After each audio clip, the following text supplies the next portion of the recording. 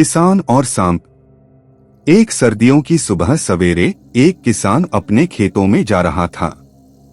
रास्ते में कच्ची सड़क के किनारे उसने अचानक एक छोटा सांप देखा जो सर्दी से ठिठुरा गया था। किसान ने उस पर रहम खाया। उसने एक छड़ी के साथ उसे बड़े ध्यान से उठाया, उसे एक जार में रखा और घर ले आया। उसने उसे आग के करीब रखा। किसान का छोटा बेटा भी करीब ही बैठा था। जब सांप को कुछ हरारत मिली तो यह खुलने लगा और इधर-उधर हरकत करने लगा। जब उसने करीब खेलते हुए लड़के को देखा तो उसकी तरफ दौड़ा। सांप लड़के को काटने ही वाला था जब किसान ने उसे देख लिया।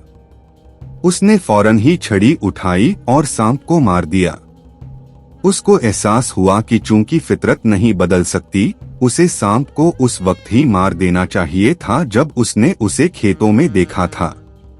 उसने अपने बेटे की जिंदगी बच जाने पर खुदा का शुक्र अदा किया।